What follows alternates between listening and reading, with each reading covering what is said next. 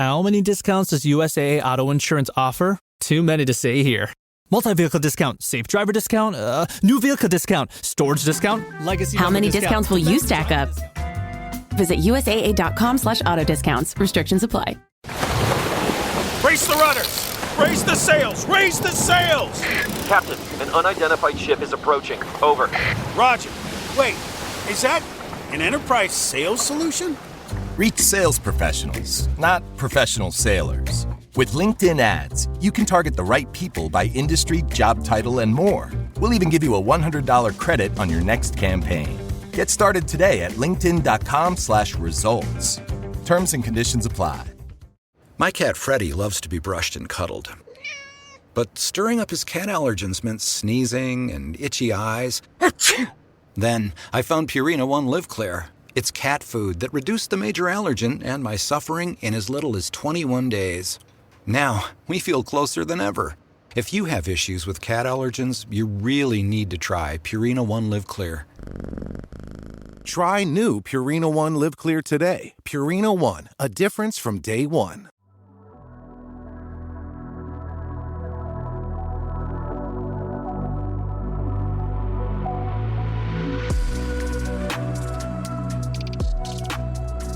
Welcome back, fellow samurai or ronin, to episode 10 of the Ghost of Tsushima Yotei Gamecast. I can hardly believe we're at 10 episodes of this podcast officially now, and this episode 10 is going to be about Act 2, the main ally missions. This will be the part 1 episode. There's a lot of main ally missions in Act 2, so we're going to split all the missions up into a couple episodes of the podcast. So we're just going to dive right in, and we're going to start with the Kenji tales in Act 2.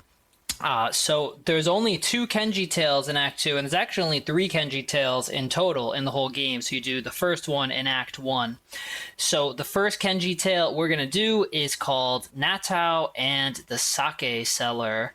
So I just want to say right off the bat, I was so excited for these. I just find Kenji to be so funny, and I love doing his quests and interacting with him. So I couldn't wait to see what was in store here.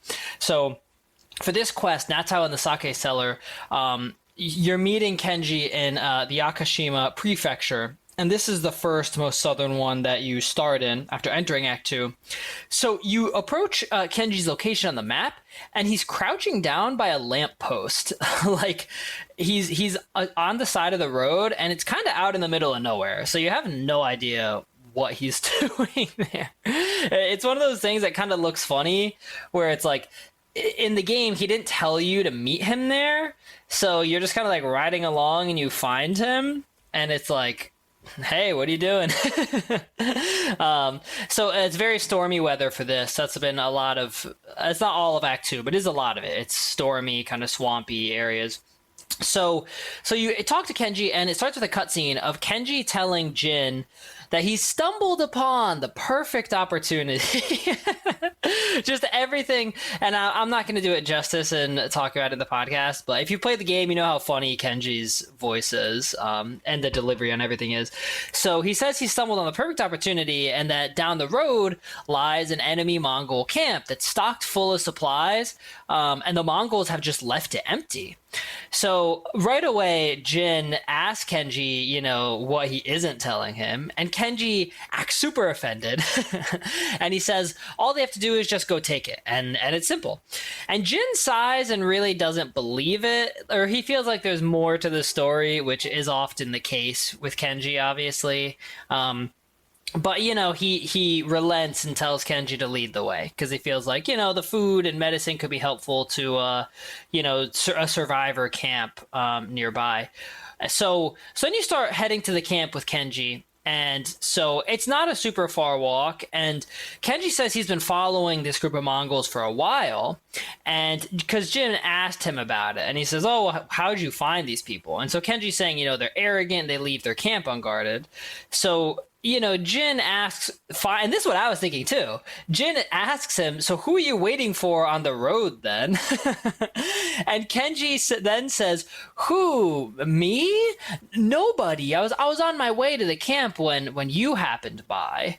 And it's totally not believable. Like, you're right away getting the sense that there's definitely something else happening that he's not telling you. And so again, very Kenji, very much like Kenji in this game so far. So, Jin then says that there's survivors near Yarikawa at the survivor camp over there, and that they could use the supplies. And Kenji then says, "Oh yeah, that's who I wanted to help." And right away you're like, "Yeah, okay." So eventually you arrive at the Mongol camp, and you're kind of just passing by some swampy area. It's not super far walk down the road, and the camp is actually abandoned. So there's a lot of Mongol yurts, and there's carts laying around. Just some other kind of open-sided tents with supplies and everything. So then you get a quest to loot the camp. And as you're looting the camp, you're just looking at various carts, various piles of supplies, and you find clothing, silk, wood, food, medicine, and then you find a sake barrel. And so then Jin asks Kenji what he knows about the sake barrel, and he's very suspicious. Again, the delivery on all this is just very comical, I want to say. I really loved all of it. And Kenji says, "You think I'm the only one who sells sake on the island to the Mongols?" And Jin then says, "Yes, I do think that." So yeah, and I agree with Jin there, obviously. I mean, and if you think about it, it's kind of crazy to think about. I mean, let's say you were someone who had something to barter in a situation like this. How willing would you be to walk up to, marauding invaders and try and strike a deal? I mean, they could just take whatever you're trying to sell and just kill you right there, or take you captive, or whatever else. I mean, your odds of getting away, it's so risky. It would take someone truly foolish to want to try that. So that's funny. So then it's, at one point, once you're close to done, looking for everything, Kenji just comes up to you and says, like, out of nowhere, there's like this main yurt that's closed off, and Kenji says, "Oh, there's nothing in that yurt, so there's no need to go over there." And so then Jin says, "Well, that means I should check what's in the yurt." So you go inside, and then you find a tied up prisoner in there named Natao. So his hands are tied, he's on his knees. And so you walk in there with Kenji, and Natao immediately says, "Kenji, I'll kill you." And right as I was playing this, I just busted out laughing. I was like, of course this is gonna happen. And so right away Jin is like, oh my god. So Jin asks who he is, and Natao says he's the man who's gonna end Kenji's life. Hilarious delivery. I really thought this was very good. And he says that Kenji left him there to die. And Kenji says that's not true. He says he brought help, the ghost. So Natao then says that Kenji set him up. And Kenji says the Mongols were supposed to pay for all this, but they didn't, and took Natao hostage. So that's funny. That's literally exactly what I was just saying. So then you hear a horn blow outside, and they say that the Mongols are back. So it's like, oh, great. So now the Mongols are all in position outside, and we're trapped in this yurt. Okay. So you cut Natao free, and Natao says that he and Kenji stole the supplies from Straw Hats. I really gotta admire their resourcefulness. I'll give him that. And so Kenji then, in a cutscene, he asks Jin to clean up the mess, and he says that he has an idea, but to keep them distracted. So then the quest is to actually distract the Mongols. So what you can do is you can actually stealth this for a little while. It's kind of hard to stay in stealth for good, because it's kind of an open area and the Mongols are all sort of facing each other. But you can stealth it and, take out 3 or 4, or maybe even 5 guards if you're really good. But eventually a fight sort of starts. And after the fight starts, Kenji, this is what he meant by the distraction, he approaches a cage that has a black bear captive in it, and he lets the bear out of the cage. He then screams, "Bear!" and he just runs away. So this thing creates a really funny scene where the bear then runs out and is part of the fight, and it can attack you, but it can also attack the Mongols. So right then, the Straw Hats show up and they say, hey, there's our sake barrel. And then they say, give us back our supplies. And I was just like, oh my God. I mean, Kenji, there's no one like him. You got to give it to him. There's no one like him. So what's crazy about this is the Straw Hats will actually start to fight the Mongols. They can fight the Mongols and they can fight you, and you're then just in like a 3-way battle against them. So what's interesting about this is it actually kind of tells you that the Straw Hats aren't necessarily all aligned with the Mongols. These Straw Hats clearly are independent, and Natao and Kenji stole the supplies from them. Or I don't know, they've just decided to start killing the Mongols, which I imagine if they were in alliance with Khotun Khan, he wouldn't be happy about that. But it shows you that maybe only Ryuzo's Straw Hats are in alliance with Khotun Khan. So that's very interesting. So yeah, then you, after the fight's over, you find Kenji and Natao locked in a cage, saying that they thought it was safer to be in there. So Kenji then says he's going to start taking this. He says, I'm going to ride this sake barrel all the way to... And then Natao cuts him off and says, Kenji, he looks angry. And he's talking about Jin, and Jin is angry. And then Kenji says, we're going to take all the supplies to the survivor camp at Yarikawa. That's, of course, what we were going to do. And Jin says, yeah, I better, find it. I better find that survivor camp overflowing with supplies and such. And that's the end of the quest. I just have to say, locking yourself in a cage because you thought it would be safer is so dumb. I mean, I guess it keeps you safer from the bear, but I don't think the bear is going to take out all the Mongols and all the Straw Hats and, Jin and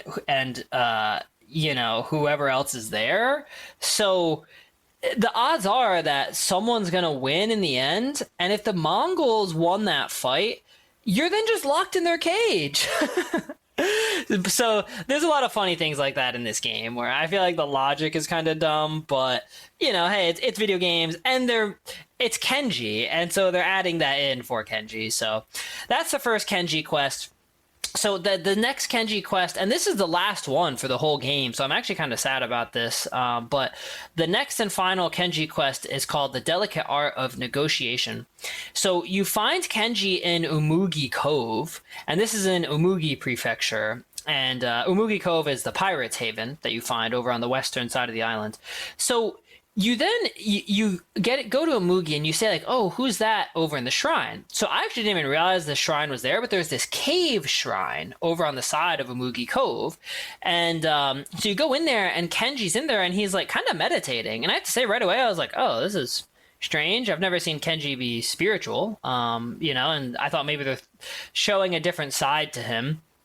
Right away, that's not really the case. And so you talk to Kenji, the cutscene starts, and Kenji is throwing himself down in a super low bow, saying that his prayers have been answered by the arrival of Jin.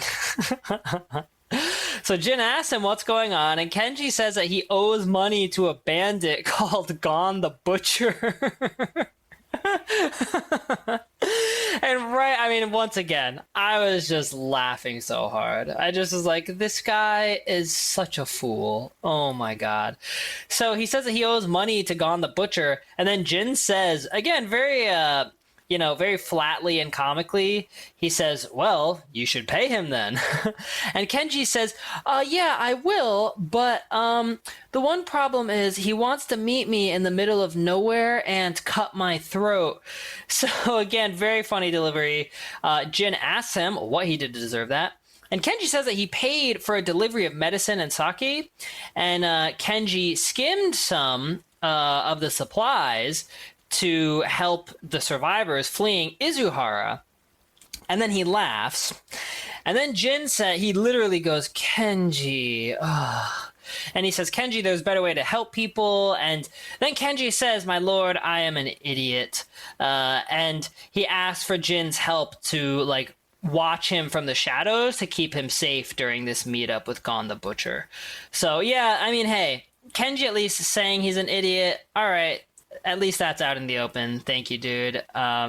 So that's good. That's what the quest is going to be. Also, just want to shout out the name Gon the Butcher. I mean, either this guy is doing a great job of starting reputation of being super dangerous, or he literally cuts meat for a living. And you never really find out which one it actually is. I think it's probably the former in that. But and again, just so funny that Kenji would end up in this situation with a guy named Gon the Butcher. So yeah, then you start riding with Kenji to the meetup spot. And it says the meeting is at the bridge, and it's just at a bridge close to Mugi Cove. So you're kind of riding through like some swampy area. And Kenji says he has the money. And so Kenji says that he is always scared when he's in these messes. And Jin then says, hey, Kenji, if you want to help your nerves, you should stop stealing from killers. Again, very funny delivery here.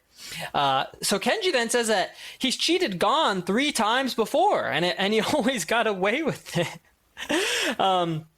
So then you actually get a dialogue choice here. I love the dialogue choices, and they're pretty brief. They kind of end up leading to always the same thing generally that gets said. But the choices are, how did this happen, and learn to be cautious. And so the learn to be cautious dialogue choice, that's the one I did. Jin says that he should just stick to selling sake, and Kenji says that he stole the first batch of sake ever from a monastery. Oh, this guy. And then Jin says, you stole from monks? And then Kenji says, yeah, well, I thought it was like the easiest way to get away, and if I got caught, they'd forgive me. And then he says, it turns out they were warrior monks. I got to give the writers at Sucker Punch credit. They really made Kenji a hilarious character. So yeah, then Jin tells Kenji that he follows trouble, and it's not that trouble follows Kenji, it's that he follows trouble. And then he should ask himself why, that happens. And I actually thought for a second there, I thought, oh, this is actually thoughtful. And I like when they do this in the game, they start to add in thoughtful dialogue. So eventually, you arrive at this bridge. It's not super far away. It's a very swampy bridge, and it's early. It's just swampy all around there. And so you stop early, get off your horses. And so then, Jin's quest is then to walk around and kind of like watch from a distance. So then on the left-hand side of the map, you see like just a bunch of tall, big rocks. And then you see a couple bandits posted up there. So Gon is on the bridge. Kenji walks up to meet him. So then what you have to do is clear all the bandits that are like posting up from, like up high, and make sure that Kenji is safe. So what's interesting about this is as you keep doing it, there's actually a lot of them. Like, you're doing this in stealth, and then you clear one rock, you go to a next rock, then another rock, and then there's really quite a lot of guys around there. So then you're listening, and Kenji's dialogue with Gon is hilarious. Kenji's just saying, oh, Gon, I'm so happy to see you. And that was something that Kenji said. He said, if our code word, if things go bad, is I will shout, I'm so happy to see you. Which I actually thought that was a really clever and funny code word or code phrase. So then you hear Gon telling Kenji that from one of the previous missions that you did with Kenji in Act 1, that people that Gon the Butcher heard that Kenji had been like being seen around, and that the ghost was seen at the same area as Kenji. And then like all the Mongols got taken out. And so then like as Jin is clearing all the bandits on the side, Gon basically says right away that he's gonna kill Kenji, and you realize that this is like sort of a setup. So then as Jin is wondering why there's such a large group of bandits, flaming arrows rain down all around Kenji and start shooting at you, and then the Mongols show up because Gon expected Jin to be there. So I got to give Gon some credit. He's clearly very resourceful and made an alliance with the Mongols there. So then you clear all the Mongols, you clear the remaining bandits that are there. You do have to fight Gon. Gon is not like it's not a duel. He doesn't have a real health bar or anything. I thought Gon was super easy. Like, you can kill him pretty much just as easily as any other bandit, basically. So that was pretty quick. And then once you finish up the scene, Kenji says to Jin that he owes him his life, and he starts offering Jin items, just anything Jin will want to repay him. And Jin asks him why he keeps risking his life for trifles. And I really like the delivery here, because this wasn't quite so funny. Jin was really trying to be serious. He's really trying to talk to him about like his life direction and like, why do you keep ending up in situations like this? And Kenji says, he needs food, money, and a warm fire. And Jin kind of reminds him that he helped save Taka. And Kenji seems inspired from Act 1. And then he says, honor is my specialty, my lord. And I thought that was funny. So then the quest basically ends right there. And they just kind of drink on a log together, Jin and Kenji. But yeah, one thing I just wanted to mention is I did think that I kind of wish we'd gotten a little more of this from Kenji, but it does also show, like, just again, class struggles. I mean, what do you do if you're someone like Kenji who maybe was born poor and you don't have, much to your name? And how are you going to get ahead? How are you going to create security for yourself? And so it shows you that Kenji is kind of used to, he's found barter and I guess ripping people off as part of that, as like his way in life. And so I really appreciate that in this game. They just show you different people and different sides of life. I think that's really cool. So that wraps up Kenji's quests, and yeah, I'm sad there aren't any more Kenji tales, but that's them. All in all, I liked these two in Act 2. They're very Kenji. You get some good fights in and some cool quests and such. So yeah, now we're gonna move on to Sensei Ishikawa in Act 2. So just a quick recap from Act 1: you were chasing his student Tomoe, who started training the Mongols in archery tactics. So you've pursued Tomoe to Act 2 in Toyotama. So the first Sensei Ishikawa quest is called Dreams of Conquest. And so what you do is you meet Ishikawa in Akashima at a survivor camp. But he isn't there. And he told you meet me at a survivor camp in Akashima. So then you talk to a civilian who says that Ishikawa headed to the coast and left a message for Jin to catch up and, quote, join the hunts. And he says that he would know, Jin would know what that meant. So then the quest starts. And you start heading east of the camp into the forest. And so then you find Ishikawa getting ambushed by a bunch of archer Mongols. So you have to clear the area. And it's kind of a cool map with a bunch of high points where it's like, the Mongols are up on a bunch of rocks, but there's plenty of rocks for you to get up on too. And Ishikawa was totally pinned down. There's like, I don't know, I want to say 8 to 10 Mongol archers all around. It's just him, and he's like injured and not looking good. So clearing archers in this game is super easy. I mean, you can just like run up to them and pretty much one hit them. They don't really have like a real melee defense. So, that's not super hard. So eventually, you can climb the rocks, use your bow and arrow, or just run at everyone and kill them with melee weapons. So then you find Ishikawa, like, kind of sitting in some of his own blood and wounded. Like, he's, like, pinned down, taking cover under one of the big rocks and in the middle of this forest. And then Jin says, like, you should have waited for me at the camp. And Ishikawa very angrily says, like, that he had a lead on Tomoe and he couldn't risk losing her. So he says that one of the archers shouted his name, one of the Mongol archers, and then you hear a horn blow and more Mongols are on the way. And then Jin says that he will handle it because, Ishikawa's injured. So you can climb up on a rock and basically just kill all the Mongols with arrows from up there. All these quests are very bow heavy. They don't have to be, but it's meant to kind of like emphasize the use of the bow. So, yeah, and the Mongols kind of approach in all directions, so you do have to kind of be watching your back here. But it's not a super hard fight either. And so, yeah, just one thing I want to say. What you kind of start to see right away is that Ishikawa is not really displaying the greatest judgment, and that's going to be a reoccurring theme throughout these quests in Act 2, and we'll get back to that. So, yeah, then you get a cutscene with Ishikawa after you clear the second wave of Mongols, and, Jin says that they had him surrounded, and he's saying this was very dangerous, and, then Ishikawa says, oh, well, Tomoe taught them well. And Jin says, no, I think you were reckless. I think that you were going after her and you weren't like thinking straight. So then Ishikawa says, well, I make mistakes too. And Jin says you only make mistakes with Tomoe. So I thought that was interesting. Like they're showing that Ishikawa has a unique vulnerability and lapse in judgment with Tomoe. So then you ride off to Tomoe's camps. And Ishikawa says the camp is mostly archers. And, they've been seen on raids all over Akashima. So Jin then says that Tomoe betrayed him before he betrayed that she betrayed Ishikawa before siding with the Mongols. And Jin wants to know what happened. And I actually thought this was a great point. So then Ishikawa says that she started using his teachings to help a band of assassins because they paid well. And Ishikawa asked Jin how a samurai would deal with an assassin. And then Jin says, so you retaliated against her. And Ishikawa says that he dealt with her as he would any other common murderer, no exceptions.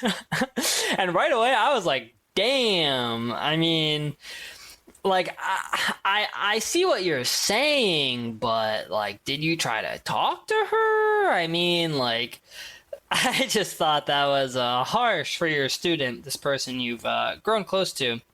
So then Jin says first Nagao and then Tomoe. And if you remember, Nagao was the failed student of, Ishikawa, who is why Ishikawa kind of was exiled from Clan Nagao.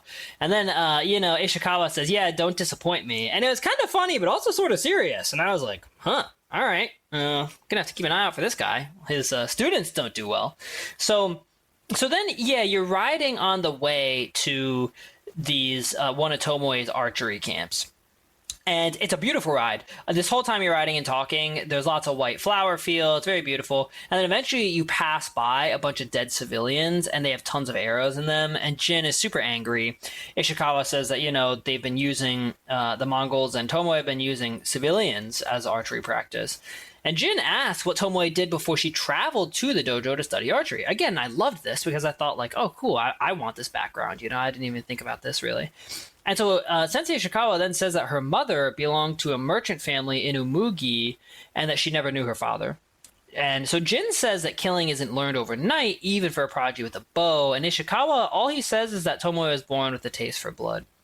So, yeah, I thought this was interesting. I mean, again, they're kind of just giving you some backgrounds. And, if you just think about, like, a merchant family in Umugi kind of makes it sound like Tomoe might have been, like, sort of middle class for whatever middle class was at that time, like, but just interesting. And Jin makes a very good point too, that like, killing it for a lot of people, it shouldn't come naturally, and Jin very clearly feels that way. And so it just really making you think, like, who is Tomoe and, like, how did she end up here, and is there more to the story that we're not thinking about? So keep thinking about that.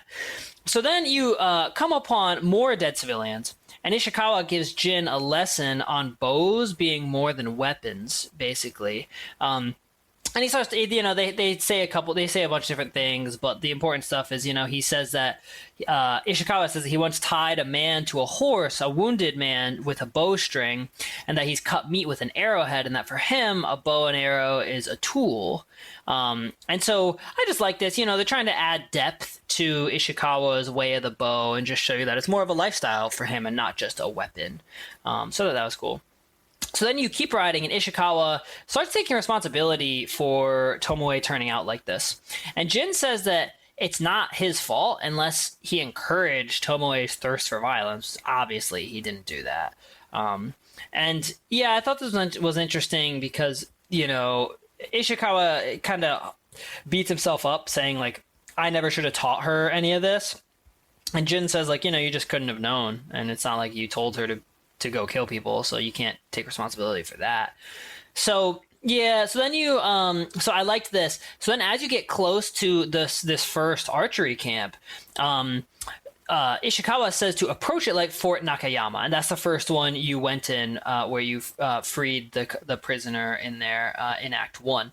And so you approach the camp and look for weaknesses, make a plan, and then he says, look twice and shoot once. I thought that was a cool saying. So then you get off your horse, you go on foot. So eventually you arrive at the top of a hill that's kind of overlooking this camp, and again, it's very swampy. It's like there's a lot of puddles and ponds around. It's a very swampy area. It's not super pretty, I would say. I mean, it has its own beauty, but, it's swamp beauty. And so, yeah, you're overlooking this archery camp, and so then you see archers, and they're shooting arrows at dead, hung-up samurai from, like, some trees. So, yeah, you're just kind of observing, and right away I was like, wow, that is gruesome. That's really brutal. And also, I just want to say, like, the logistics of hauling around dead human bodies, that is not easy to do. Like, a limp human body is so heavy, and I just felt like, is that really worth it? I mean, but all right, hey, if you guys are really that dedicated to messed up stuff, then that's what it is, I guess. So yeah, then you can there's 4 archers practicing right next to each other. You can hit one of them with an explosive and like clear all of them right there. There's a few more archers and soldiers around. They're not hard to clear once you start the fight and ambush them. So there's no Tomoe at this camp, and so you can find a scroll. So then you investigate, and you're trying to find clues of Tomoe. So you find a scroll for an archery supply list for deliveries to camps all over Toyotama. So there's one more in Atsuna, and then one more in Kushi, and these are all going to be archery camps that Tomoe is starting up to like help the Khan establish control on the island. So Jin and Ishikawa are concerned by this. So then you find another message, and it's written out to Khotun Khan, saying that she will teach his warriors about killing samurai and deliver the heads of Sensei Ishikawa and Jin Sakai to Khotun Khan. So then right away it's like, oh, now she really knows that you're onto her, and you know the rivalry's heating up. I thought this was awesome. I just want to make a quick note here. I got a different message when I played this game, and here's the reason why. In Act 2, I did all the main story first, not knowing. I'm gonna give a spoiler for Act 3 here. So if you're listening to this, you don't want a spoiler, this is your chance to skip ahead like 30 seconds, all right? So this episode is brought to you by Nespresso Virtual Coffee Machines. Ready to enjoy the bold flavors of barista-quality Nespresso iced coffee at home? Simply fill a glass with ice and press the brew button on your virtual pop machine to enjoy rich double espressos roasted to stand up even when chilled. Refreshingly bold iced coffee. Refreshingly easy to make at home. Visit Nespresso.com to shop now. With a major selection of the looks your kiddos love starting at just $4 in the Walmart app, a new school year means a stylish new them. Who knew? Find skater skirts and Crocs that say, I'm casual but cool. Sparkly sneakers that say, it's my classroom, you're just learning in it. And preppy polos that say, I'm the teacher's pet, even if they're mommy's menace at home. Find their favorite styles starting at just $4 in the app. The Walmart you thought you knew is now new. I did the main story in Act 2, not knowing you were going to go to Act 3 and get exiled so that you can't go back to Act 2 until you beat the whole game in Act 3. So I killed Khotun Khan in Act 3, then came back to do all these quests, and then I noticed the dialogue was different from what other people get because I was getting dialogue about the Khan being dead. So in this case, I got a message, and it said, like, it was a message that basically was sent to a different Mongol leader, and it said, you know, even with Khotun Khan dead, like, you know, I'm still going to try and help you claim the island. So I thought that was interesting, you know, and really cool that they account for that, you know, those changes in the story circumstances. I love that sort of stuff. So then, yeah, you get one final cutscene to end this quest, and Ishikawa is sad.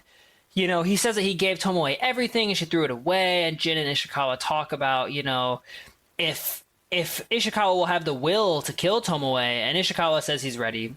And Jin says that, you know, they'll use the list they found to track down the other camps. And Ishikawa says that Jin is a fine warrior and could be a great leader, but he asks him not to question his integrity or his resolve again.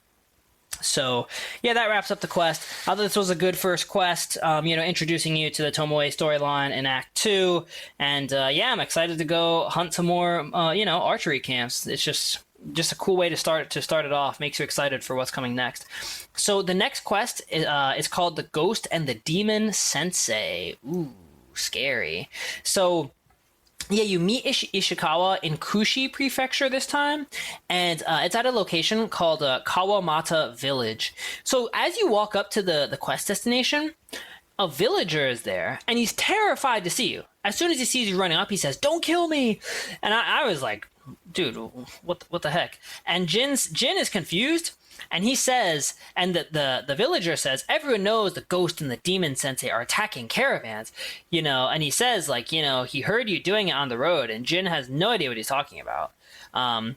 So yeah, I just want to give a quick note here. Right away, I was like, dude, this is so dumb. Like, we literally just kicked the Mongols out of Castle Kaneda. Like, we're assembling an army, right? Like, and at this point in the game, I've already killed Khotun Khan. So I'm like, obviously I'm not going to be just like marauding along the road for supplies. But all right, so then you start riding north to figure out why you're being blamed for this highway robbery. So then you arrive at a location called Old Toyotama Hills, and you find Ishikawa in a watchtower on a hill, and he's fighting a bunch of Mongols below. So again, they're all looking up at him, and it's just Mongol archers, so it's super easy to clear them. There's like 5 or 6 of them, and you can just run through them pretty quick. So after you clear them, you climb up the tower, and you find Ishikawa with a wounded civilian. And the civilian says that his caravan was ambushed, and people are saying that they've sided with the Mongols and that they're stealing supplies. And Ishikawa then says, that Tomoe is sowing paranoia and fear.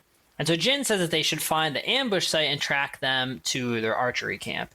So Ishikawa seems worried, and Jin asks, like, what is it? But he says, I'm okay, I'm just off balance. And they do a good job of, imparting that throughout, I would say, all the Act 2 quests, that Ishikawa really is off balance. Like, he's just not sure how to proceed and what they're walking into.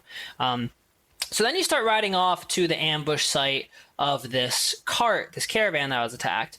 And as you're, going there, you talk about people avoiding the roads because of Tomoe. And so Jin asks why she would bother attacking caravans, because it just doesn't seem very lucrative. And Ishikawa says that Kushidera Temple in Kushi inspires people, and they could be trying to break morale. But he thinks that it's something else. So then it's not a far ride. You find the burning convoy up ahead.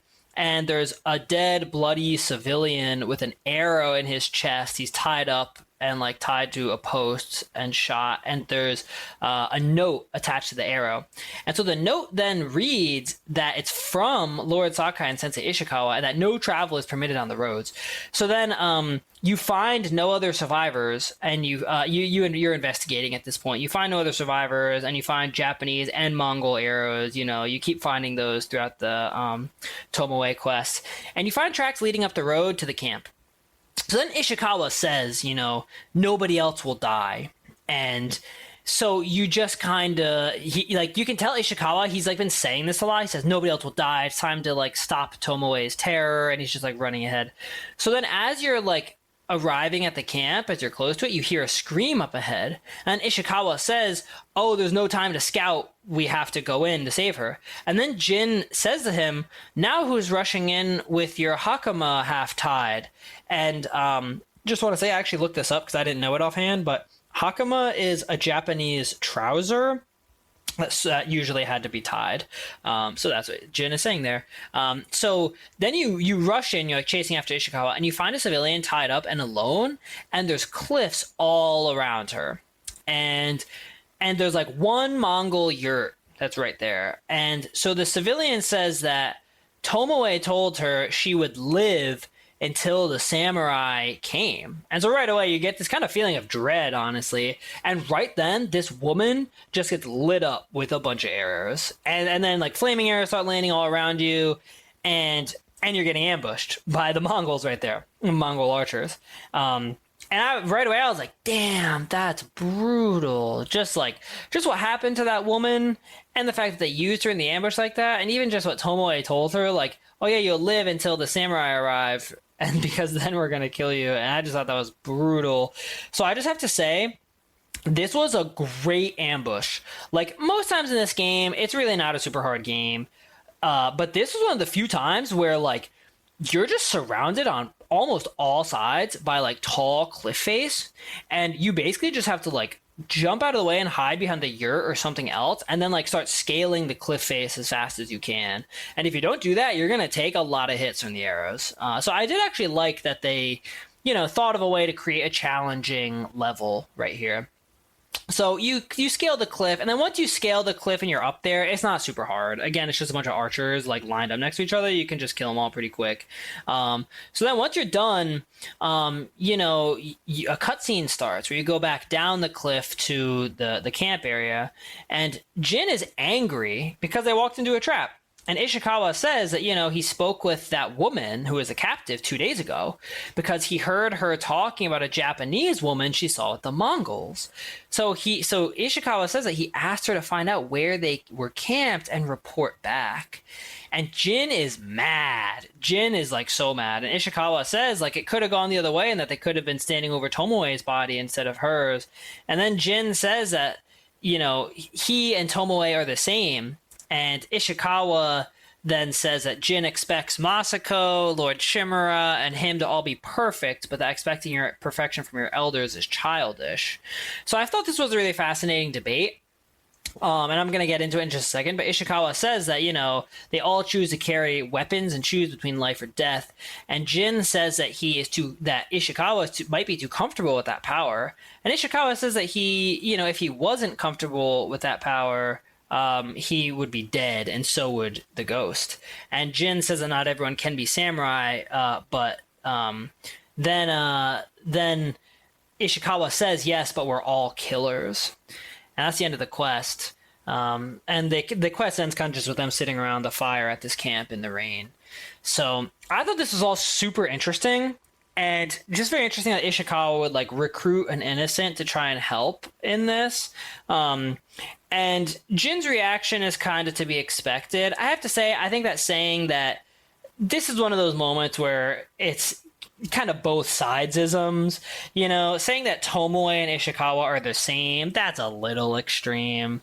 Like, Tomoe is at this point just gunning down random civilians that she finds. Ishikawa is not the same as that, but it's like, yeah, he asked a civilian to help out, and, that person ended up dying, and that is super unfortunate.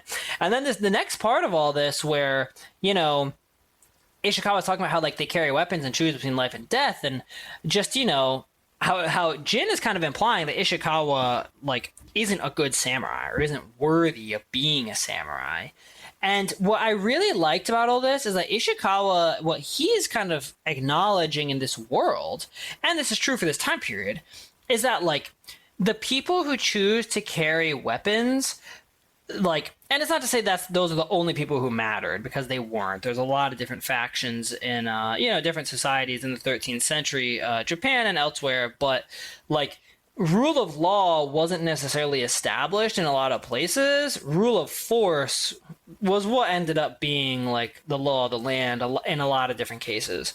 And so it is true that like, they all carry weapons and make choices that impact people's lives. And I think Ishikawa is just trying to say that, that he and Jin are trying to do the best thing right now. And in this case, it didn't work out and that someone innocent died, but trying to stop Tomoe is worth it. And Jin is basically just kind of up on a high horse about all of it. So, yeah, I thought that was all very interesting. So then there's only one final Ishikawa quest left in Act 2, and we'll just dive right into it and wrap it up here. So that's called The Terror of Atsuna. And so you start this quest finding Ishikawa inside a farmhouse in the Kushi prefecture, and this is on the border of Atsuna. So you're going to be doing this quest in Atsuna, but this farmhouse is right on the border of Atsuna and Kushi. So in this farmhouse area, there's a bunch of injured civilians around. So you talk to Ishikawa, and you start with a cutscene. And Ishikawa says that a woman here named Ron knows where to find Tomoe. So it's like, oh, now we might finally catch up to her. So then the quest starts. So you start by following Ishikawa like out into the woods, and he says that Ron stumbled on the camp, on Tomoe's actual camp, when foraging for food in the woods. And Jin says, oh, it's like crazy that she got away. And then Ishikawa says that her whole group got killed that she was with, and she was the only survivor. So again, like, damn, that's just brutal. That's just so brutal, so sad. So then you find Ron sitting on the ground nearby, and she confirms to you that it was Tomoe, and she says, I will never forget that face. And then, this is crazy, y'all. Ready? Ron says that Tomoe used to ride with thieves from the Atsuna Kushi area for years, like years before this. And Ishikawa says that isn't possible because she's from Umugi Prefecture, and that's what you were told earlier. And then Ron says, well, at some point she found her way here, and her bow terrorized this area for years, and that people said she could knock a falcon from the sky blindfolded. And then she tells you where the camp is. So this is a huge revelation. And so you start walking with Ishikawa to the camp, and he says, like, he basically says he's in disbelief that he got tricked like this, that she had this background that he didn't know, and that he just believed her in whatever she told him. And so he tells you that he offered to adopt Tomoe as his daughter and make her a samurai before they had their falling out. And Jin then says that it's quite a change in fortune for her. And Ishikawa says that, he failed her as her sensei. And Jin, and again, I find this interesting, Jin is saying it's her own fault and her own choices to turn on her own people. And that's just like a really brutal, horrible thing to do. And that, Tomoe's actions, the responsibility for that lies with her. Whereas Ishikawa is really taking responsibility for that as her sensei. And that is kind of interesting. And, generally, culturally speaking, in the past, like, I think that there's a lot of different media you can find where the role of the teacher seems to be just much more like heightened and important in Asian cultures than in a lot of Western cultures. Like in cases like this, where it's like if a student does something bad, it's really like, oh, the teacher has to go into exile now because it's that much of a responsibility. Whereas like you don't really hear about that happening quite as much in a lot of Western cultures in, whatever equivalent situations there are. So I found all that interesting. And one other thing I thought was interesting is how Jin acknowledges that, Tomoe being made a samurai would be a big change in fortune for her. And again, it's just an acknowledgement of the class boundaries that exist in this society at this time. And says like, yeah, I mean, she's like throwing away something that could be really huge for her. Because I guess being made samurai, it's like it gives you a chance at legitimacy. It gives you a chance at like maybe starting your own clan or your own family name somewhere. You can from there maybe start owning property and not do so in exile or in defiance of the shogun. So that's like a huge thing to be offered. And for her to throw that away is definitely sad. That's for sure. So then you ride out for the Atsuna archery camp, and it's very stormy weather. Basically, most of these quests are all stormy weather. So then Ishikawa says that Tomoe fell back to a place that she knows well because she's desperate. And Jin is skeptical. He says, like, she's got the whole Mongol Empire on her side. But Ishikawa feels that the more they damage her efforts, the more likely it is that the Khan might withdraw his support. So again, I just want to say, I just got a different dialogue here because the Khan was dead by the time I did this quest. So my dialogue was more him saying like, well, the more damage we do, like the more we'll still secure the area and drive the Mongols away. So then Ishikawa talks about driving a wedge between Khotun Khan and Tomoe, and then you get a dialogue choice. And the choice is we could use her skill or she deserves punishment. And I chose that she deserves punishment. And I have to say, generally speaking, I'm not like, I don't know, a huge punishment guy or like I don't play Renegade very much in Mass Effect or Bad Karma and Fallout. But in this case, I was just like, I mean, she has literally like massacred so many innocent people. Like, I just don't feel like there's any other way we can get around this. So that's what I chose. And yeah, that dialogue option basically just says like, yeah, she's hurt too many people, she has to face justice. So yeah, then they talk about Tomoe when Tomoe was in her teenage years. And apparently that, they talk about how if she was terrorizing people in Atsuna in her teenage years while in a group of bandits, just how like significant it is to have to hold your own in that sort of social setting. And Jin says that it would be difficult for someone twice her age to hold their own in a group of bandits in this time. But, then he asked Ishikawa if Ishikawa ever suspected anything. And I thought this was great characterization. Like, great question, just sort of like, because that's the sort of thing that I was wondering, right? Like, well, what else did you find when this teenager first came to you years ago?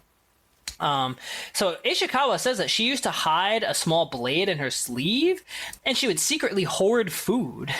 And Ishikawa says that he wanted her to be his heir so badly that he blinded himself to the truth. And Jin says, like, well, those are easy signs to overlook.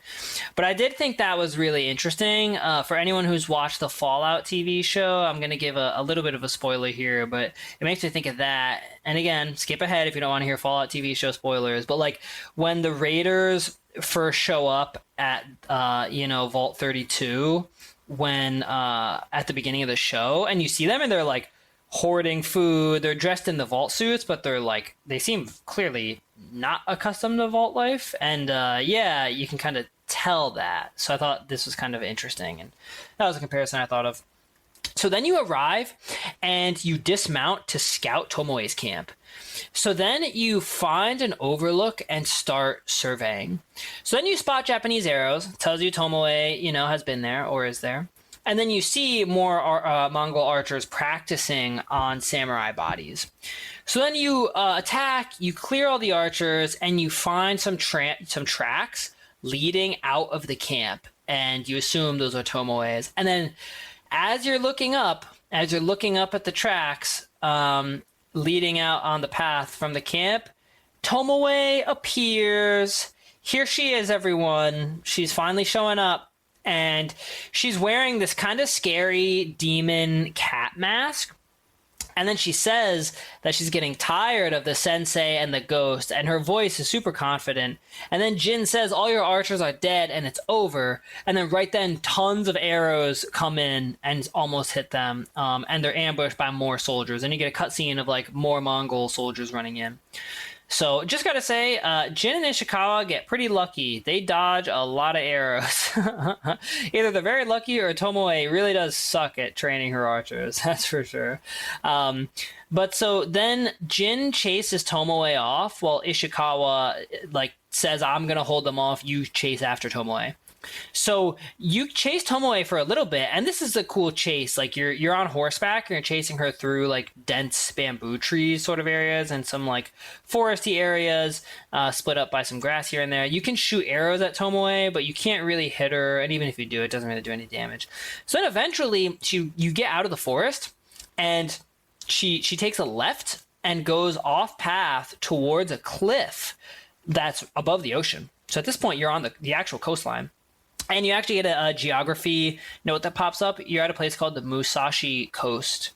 So then Tomoe is up against the edge of the cliff, and a cutscene starts. And so Jin lowers his bow, and Tomoe raises her bow at Jin. And she calls Jin, the teacher, the sensei's new pet, and he remarks on how she had a chance at a better life. He says, like, oh, you're the prodigy who had a better life, and threw it away. And then she asks, oh, is that what Ishikawa told you? And then Jin says, Tomoe, why are we talking? And I thought right away, I was like, that's a great question, actually. That's like a great direction to take the conversation. And then she says, to watch his back because Ishikawa tried to kill her. And then Jin says, like, thanks for the warning, but I'm here to end this. And then she says, it's already over because I have nothing and I have nobody. And I got really sympathetic for her in that moment. But then she leaps off a cliff into the ocean. And then you get a quest to literally look down and try and find her. And then you can't. She's just gone. So it's a stormy cliffside. Just want to say there's no rain, but it's gray and cloudy. And it's just a beautiful sight looking off the cliff. And so then you get back to the camp and you get a final cutscene with Ishikawa where he says that, Jin says that Tomoe could have killed him, but she didn't. And Ishikawa accuses Jin of letting her get away. But Jin says she jumped off a cliff and that she sounded desperate. And Ishikawa basically says, like, well, she's trying to, make you believe something. And says, like, well, she's trying to drive a wedge between us. And Jin says she is, but it won't work. And then that's the end of the quest. And, Tomoe is gone for now. You don't know what happened to her, but that is the end of the Act 2 Ishikawa Tomoe storyline quest. So all in all, I thought these were really good quests. There's a lot of fun parts to them. There's some good combat. You get some investigating. There's some funny, some comical things here and there, but and I found that last scene with Tomoe to be very interesting, where it's like, oh, is this someone? Are you going to get a twist of that this is someone who's misunderstood, or maybe you didn't get the full truth or something about what happened? So I'm really curious to see, where that all goes. So at this point, we only have one character's tales left that we're going to do for this episode, and that's going to be the Yuriko tales. So at this point, Yuriko is the first character, at least in this episode, that you hadn't met in Act 1 at all. She's only an Act 2 character. So Yuriko, just as a reminder for everyone, that is the woman who Jin kind of grew up with and is like the caretaker of the Sakai estate. So the first quest is called The Proud Do Not Endure. So you get these quests after you finish the mainline quest that you do with Yuriko, where she gets you the poison darts. So the Proud Do Not Endure quest, you get them right after you finish the mainline quest. And I actually did all the Yuriko quests right after finishing the mainline one with her, because you can start them at the same spot you end the main story quest. So yeah, you can start this quest at her camp near Omi village in the mountains nearby. So a lot of these quests take place in an area called the Serene Forest. Just remember that. It's a nice area. And Jin kind of grew up in the woods, and you're going to get a lot of that. So, right away, it's showing you that Yuriko is always caring for Jin. A cutscene starts, and she asks Jin, if he wants food to eat. And Jin says he just needs, the other types of poisons that she can make. So she says that there were flowers that she used to make the poisons, but she can't remember what the flowers are or where to find them. So I just want to say right away, the theme you're getting for this quest is that she seems not well. She seems like she's easily forgetting things and just appearing, like she's not doing very well in her health or, mental acuity, just that sort of thing. So then they talk about how Jin's father used to make him carry buckets of water from the lake. And I don't know, I wasn't sure if they meant up to this camp in the mountains or just back to the Sakai estate. But they talk about how that made him strong. And then Jin suddenly remembers that the flowers they're looking for are spider lilies. So then the quest starts, and you start riding off down the hill from the camp, and you talk about if it's necessary, Yuriko is asking if making these poisons is necessary, and Jin says it really is necessary to defeat the Mongols and free them. And I agree with that. I'm just the Mongols are killing innocent people. You need to free your people. Any tools you have, use them. That's what you're talking about here. Do it. You're trying to save innocence. So then as you ride, Jin says that he remembers this part of the Serene Forest when he was a kid. And he talks about how after his mom passed away, he would come to the forest and look for her because he didn't believe that she was gone. And then Yuriko says that his mom liked to take walks there. And Jin, says that after she was gone, he, as a child, was really lost. And I just have to say, I right away, you realize this becomes really important characterization and background on Jin, and it's very emotional stuff, just talking about the loss of his mother and various other things that we're going to get to. So yeah, as you're riding along, you actually pass by the Kubara Haiku, and you don't have to do it, but you can pick it up as a location and come back to it. Just wanted to point that out. So then they talk about Kazumasa, Jin's father, and how Kazumasa would search for Jin out in the woods and how worried he got. And so Yuriko then wonders what Kazumasa would think of the ghost. And Jin says, I assume he would disapprove, basically. And Yuriko says to not be so sure, because that Kazumasa often thought Shimura was too rigid, and that they would argue about that. And she says that Kazumasa had imagination, but Shimura was willfully blind.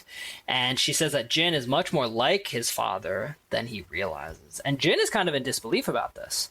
Especially as he grew up with, I think, this idolizing view of Shimura, who ends up, taking him under his wing and raising him. But he's starting to question him lately and now realizing, my father had a lot of differences with Shimura, too. And it's just important characterization, I feel. And, just worthwhile stuff to add to the game. So, yeah, then you arrive at a cemetery. And so you were heading to this cemetery to find the spider lilies to make the poison.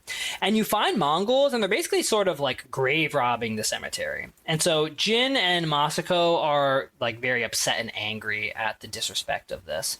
So this is a great time for a standoff. Not just because it's like, you know, you can clear a bunch of guys, but it's like, you cannot disrespect our cemetery like this. So you can do a standoff. If you have the Sakai armor on, you know, you can clear like 4 or 5 guys, and that's like most of them. So it's a sunset atmosphere for a lot of this quest. It's very pretty. So you clear the Mongols in this cemetery. There's archers posted up on like some cliff rocks nearby. So you can climb up there, clear them, you know, any remaining Mongols, like, you know, clear them. And then you can find there's a Mongol camp kind of set up on the other side of the cemetery and on the other side of the cliff rocks. And there's more Mongols over there. So you can stealth kill those guys or just like, you know, use your bow from that cliff. And then as you finish them off and as you finish off the Mongols in that camp, nighttime falls. So then you go back and talk to Yuriko. And she says why are we looking for spider lilies here? And Jin says, well, we came here because that's what you said. And so she's very confused and then says, oh, it's been so long I forgot. They're not here. They're at another cemetery. Your great aunt's branch of the family. So then right away as a gamer, I was like, so I just did all this for nothing? Thanks, dude. Like, but, you know, again, they're really reinforcing this that like Masako really seems to not be doing well and she's forgetful. And it seems like, you know, she's just not doing well. So we'll leave it at that. And then I like the mention of Jin's great aunt's branch of the family. It just shows a lot of connectedness between their family. Hey, it's Paris. You know I love sparkly things, right? Like stars. Duh. And thanks to Hilton and AutoCamp, I just slept under them. Picture me, serving looks by the fire outside my luxurious Airstream, making s'mores with the kids, while a national park is our backdrop. The great outdoors meets Hilton hospitality. That's hot. Explore all the new ways to stay at Hilton.com. Hilton for the stay. Did my card go through? Oh no. Your small business depends on its internet. So switch to Verizon Business. And you could get LTE business internet starting at $39 a month when paired with select business mobile plans. That's unlimited data for unlimited business. There we go. Get the internet you need at the price you want. Verizon Business. Starting price for LTE business internet, 25 megabits per second, unlimited data plan with select Verizon Business smartphone plan savings. Terms apply. So then you start riding to the next cemetery, and Jin asks Yuriko if she remembers when he was 5 or 6 years old and had a nightmare about this forest and a fight in it. And then she says that fight was real and that their retinue was ambushed by Ronin. And she says that the samurai were frightened by Kazumasa because eventually like they pushed the Ronin back, but then Kazumasa pursued the Ronin on foot alone in the dark through the woods. And that apparently in the morning he returned alone covered in blood, and that their own soldiers mistook him for a demon of the forest. So I thought this was totally awesome. I thought this was like really badass and cool, where it's like, hey, Jin's father, he like everyone respected him and he really earned that, you know, and just cool to get that background, you know, on where Jin comes from. So yeah, then you arrive at a lakeside area and Yuriko wants to meditate and it's nighttime. She wants to meditate with a conversation about Jin being fidgety. And so Yuriko then says some of her favorite memories were at this lake because his mom would come there with her when she was pregnant with Jin. And Jin doesn't want to talk about it. And he says, like, we can meditate after the war is over. And then she like kind of laughs. She says, like, you know, oh, you're so fidgety. So I thought this was interesting because, like, I don't know if it's Jin wanting to not talk about the past so much, or if it's he's literally like, no, I'm literally trying to accomplish my quest and move on. I would definitely understand that, where it's like, again, we're in a war zone. This whole island is a war zone. Every moment we're not focused on freeing the Mongols, more people could be dying somewhere. And Jin clearly takes that seriously. So that's how I read that. But so then they keep riding from this lake. And Jin then says that the cemetery feels a lot closer when he isn't carrying buckets of water. And, you know, I thought that was just a good reference to his childhood. And so then you arrive and you find that Mongols have like pillaged and broken this cemetery, but they aren't actually there. So then your quest is to collect flowers. And as you do it, Jin mentions that most of the warriors in this cemetery fell at Yarikawa during the rebellion. So I always just find any mention of Yarikawa interesting and just like the impact of it. And so then you talk with Yuriko, and she says that, that Jin has gathered enough flowers for the poison after you've done that, but she doesn't want their time together to end. And so Jin says they can go to the Shimura waterfall and the cemetery there. And so then you start riding, and Yuriko calls Jin Kazumasa by accident. So again, like now, and I hesitate to say this, but like you're starting to get a sense of like maybe she has dementia or Alzheimer's or something that would obviously be undiagnosed in this time period, or she's just getting so old that she's just forgetting a lot of what's happening and mixing people up. But so that's just an important note.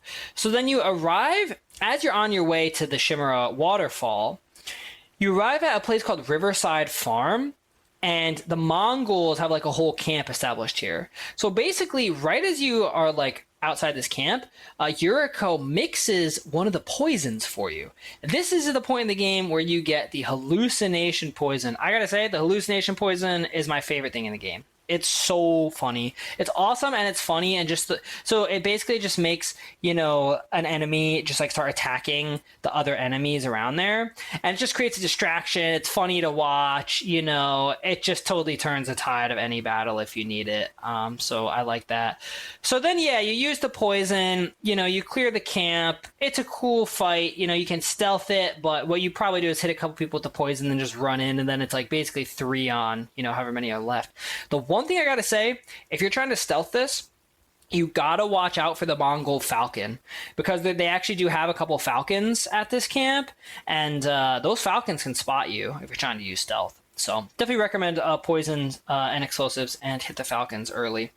So after you clear the Riverside Farm, you go back to Yuriko, and she then forgets that they're Mongols. She thought they were bandits or something, or Ronin. And then she says, oh, I couldn't see them from there, and I thought they were bandits. So yeah, just seeming very old right now. And so she starts riding, and you both start riding, and then she sighs like she's really tired. And then Jin asks her like if she's okay, and she says this is the best day that she's had since their afternoon at Lake Omi. And Jin says that he doesn't remember that, and asks if it was him that was there. And she seems confused and says like, oh, it was long ago and maybe you forgot. So yeah, I think that's a bit unlikely. Of the two of them, Jin would forget. But then you arrive at the Shimura cemetery and you find it intact. So that's good. And there's this beautiful view of the waterfall that is flowing down from Castle Shimura. So you're basically like pretty close to Castle Shimura right now, which again, when I did this was still under Mongol control. So interesting that you could have like you could get close to it in a way, but you're still far away because it's up on a big cliff face. So Yuriko says that they should pay respects to the Shimura warriors that are buried there, and that that she would used to spend the afternoon like paying respects and writing poems there. And so then at this moment, the quest is actually to write a haiku with her. And the haiku is on the subject of impermanence. And yeah, just like the other haikus, you get 3 sets of 3 options, and you can pick one. And all the options in the nature around you are like looking at the waterfall area of Shimura Castle. So I thought this was just a really cool thing to add in. Then you get the headband on impermanence. So that's cool. So then after you finish that, Yuriko says, the proud do not endure, and the greatest of us all fall in the end. She says that she wants to stay at the cemetery for a while. And she says that Kazumasa always said that Shimura was too focused on that castle, and that Jin kind of agrees with Shimura. And he says that like doubt and indecision have destroyed armies, and the castle is the strongest point on the island. But Yuriko then says strength is in what's around them, and she points out the waterfall and says like, look how the rocks make way for the water. And then she says there's one last place for them to go together, and that's the end of the quest. So yeah, I thought that was an interesting way to end it, where again, like as I'm like doing all this for this podcast after finishing the game, they are giving you little hints of what might be to come. And in this moment, Jin is sort of like saying, oh, well, the castle is a strong point on the island, and we need to have control of it and, make strategic decisions. And Yuriko is saying, like, strength is whatever you draw that's around you at any given moment. And it's more abstract. And that's kind of what the ghost is, the ghost versus the samurai. Just, yeah, so I found all that interesting. So then there's one last quest for this episode that we're going to do, and it's the final Yuriko quest, and then Yuriko will be all wrapped up. So the final Yuriko quest is called The Art of Seeing, and so you meet Yuriko at the Shimura Cemetery, which is right where you left her. So you can actually start this quest right away if you want. So as soon as you start talking to her, she's coughing. So it seems like she's not doing very well. And so then she says that the cold is getting to her. And Jin says that she isn't well and he wants to take her to healers in Akashima. So Yuriko says that they have to visit a special place, and after that, she'll go to the healers. So again, she, even just in the way they have her voice sounding and the way her face looks, she seems like she's rapidly deteriorating and health-wise and whatever is happening with her. So, you start riding and she doesn't sound good at all, and she won't tell Jin where they're going. So Jin's telling her to be careful, but she's challenging him to keep up. So I just liked this dynamic between them, And then eventually you arrive at the Maple Shade Hot Spring, and Jin actually calls it an onsen. So I thought that was cool. The hot springs are called onsen. And then Jin asks why they're there, and Yuriko asks if he's upset. And she then starts to think that Jin is Kazumasa again. And she says that it's sad to see him weighed down by sadness with what happened to Lady Sakai and the little one. And she says, and she seems not okay. But then she snaps back to it, and Jin asks when she ate, and she says she last ate yesterday. Jin asks her to rest and says that he'll come back. And because he's going to find her food. So then you get a quest to literally find her food. So then you basically just run around and you find some boar nearby. After you kill a boar, you retrieve the meat and you bring it back to her. When you return to the Maple Shade Hot Spring, she's gone. Of course she is, because that's what happens in video games, right? Then you have to chase people down. So you follow the horse tracks up a path, and you find that her horse has been left, on the side of the path. So then you follow her tracks on foot into a thick bamboo forest, and it leads to a place called Little Monk's Pond. And it has a big Buddha that's kind of in the middle of the pond. I thought this was actually a really cool place. And then Yuriko is kind of just laying on the ground, sort of holding herself. And so then the cutscene starts, and Jin runs up and he's all concerned. He says oh my god, are you okay? What happened? And Yuriko, she seems totally out of it, and she says, oh, I got lost. I saw my mother and I had to catch up to her. And then Yuriko says that she doesn't want to go home because she has to make an offering to her mother. And so Jin agrees that they can go do this. I have to say, this was the first moment where I was like, is she gonna die? I was just this doesn't seem it seems like that's the way this is going. She does not seem well. It seems like she's really deteriorating very quickly at this rate. So then you start riding. Yuriko says that her mother would take her on these long walks in these very hills and teach her about the plants. So then you arrive at the Turtle Rock Shrine, and you pass right by it to find the cemetery of Yuriko's family. And this cemetery is on this beautiful, again, it's a mountainous area that you can see out to a lot of Toyotama from. So really beautiful.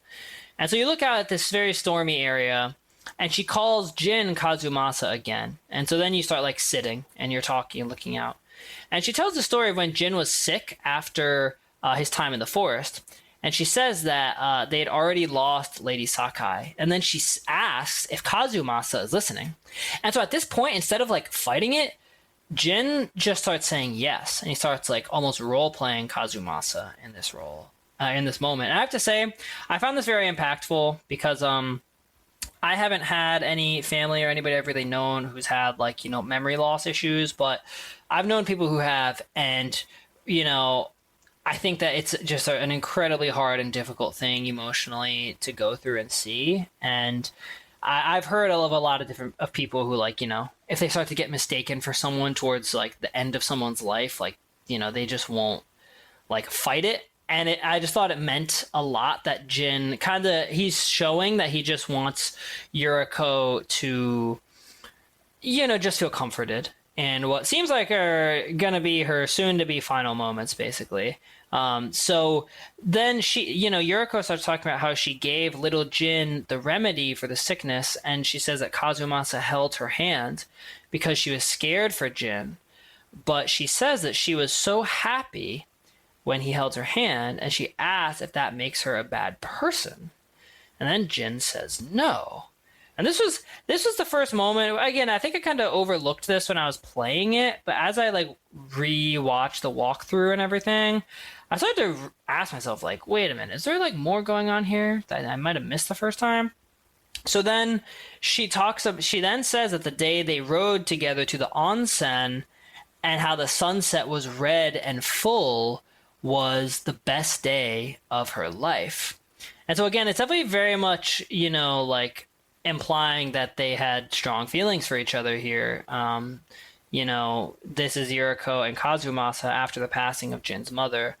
So then you start a survey, and you're surveying the landscape, and you see Arakawa, and she says that, the war was a tragedy. And then Jin says, well, good people still live there.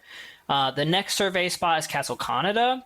And, Yuriko says that she wishes Kazumasa wasn't there so often because she always wants more time with him, despite their responsibilities. So again, I feel like that's a pretty definitive, clue that they clearly were having some sort of relationship, probably more than just friends. So I just find that to be really interesting. And I love how subtle Sucker Punch, handles romance in this game.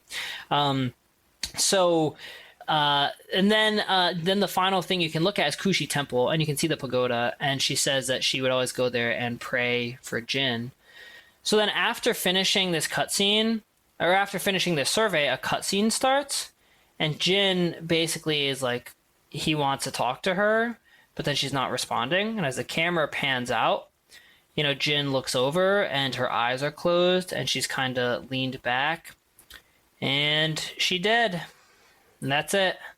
Yuriko then passes away right here, overlooking this cliff face and just this beautiful scenery at her family's, cemetery, which is really just a crazy way to end your life, just a kind of full circle sort of story. And, then it's quiet, and then the screen cuts to black. And then it shows you that Jin has buried her at this cemetery. And Jin says, the strength we need is all around us. The mighty fall at last, to be no more than dust before wind. And then that's the end of the quest.